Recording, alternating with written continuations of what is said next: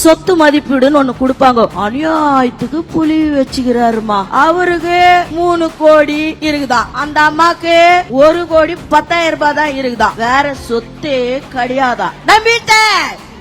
நம்பிட்டேன் இந்தியாவின் 7வது பணக்காரர் இந்த திராவிட குடும்பம். நம்ப முடியுமா? நீங்க சொன்னா நாங்க நம்பிடுவோமா? இந்த பாட்டில் வந்த உடனே நம்ம தம்பிங்க அண்ணன் கூட எழுந்து ஓடினாரு. ஏன்னா அந்த தாவேக்கால சிறியவர் முதல் பெரியவர் வரை வீரம் இருக்கிறாங்கன்னு அண்ணன் ப்ரூவ் பண்ணிட்டாரு. எழுந்து ஓடினாரு பாருங்க. பயப்படாதீங்க, காவல்துறை இருக்குது, யாரும் பதட்டம் அடையாதீங்கன்னு சொன்னீங்க. நாங்க லேடிஸ் பயப்பில்லப்பா. நீங்க தப்பா புரிஞ்சுங்க. விட்டுண்டா அவனை சட்னி ஆகிருப்பான். ஆத்தா கிட்ட குச்ச பாலெல்லாம் கக்கி இருப்பான். ஒண்டி வா பாக்கலாம். நம்முடைய ஒரே இதே நம்ம தலைவரை முதல்வராக்கணும். அவர் யாருக்கெல்லாம் இது கொடுத்திருக்காரு அவங்கள வேட்பாளராக்கி சட்டமன்றத்துக்கு அனுப்பணும்.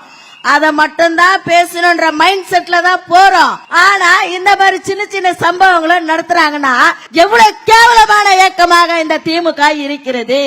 எப்ப எங்க தலைவர் விக்கிரவாண்டியில ஆரம்பிச்சாரோ அன்னைக்கு தூக்கம் போச்சுமா தமிழக முதல்வர் ஸ்டாலினுக்கு. ஏன்னா அவங்கள தவிர யாரும் ஆட்சி நடத்த கூடாது, பதவிக்கு வரக்கூடாது, அவங்க மட்டும்தான். இப்ப தேர்தல் அறிக்கையில அந்த ஒவ்வொரு வேட்பாளரா சொத்து மதிப்பீடுன்னு ஒண்ணு கொடுப்பாங்க. அநியாயத்துக்கு புலி வச்சுக்கிறாருமா. அவருக்கு 3 கோடி இருக்குதான், அந்த அம்மாக்கு 1 கோடி 10,000 ரூபாய் தான் இருக்குதான், வேற சொத்தே கிடையாதான்.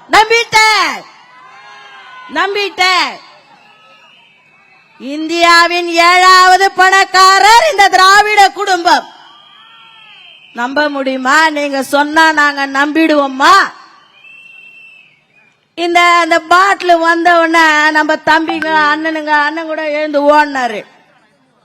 ஏன்னா அந்த தாவேக்கால சிறியவர் முதல் பெரியவர் வரை வீரம் இருக்கிறாங்கன்னு அண்ணன் ப்ரூவ் பண்ணிட்டாரு. எழுந்து ஓடினார் பாருங்க.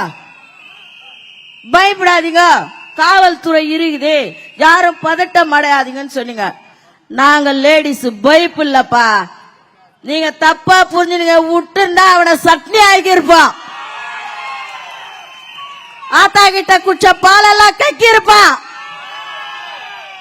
நம்முடைய ஒரே இதே நம்ம தலைவரை முதல்வராக்கணும். அவர் யாருக்கெல்லாம் இது கொடுத்திருக்காரு அவங்கள வேட்பாளராக்கி சட்டமன்றத்துக்கு அனுப்பணும். அத மட்டும்தான் பேசணும்ன்ற மைண்ட் செட்ல தான் போறோம். ஆனா இந்த மாதிரி சின்ன சின்ன சம்பவங்களை நடத்துறாங்கன்னா எவ்வளவு கேவலமான இயக்கமாக இந்த திமுக இருக்கிறது.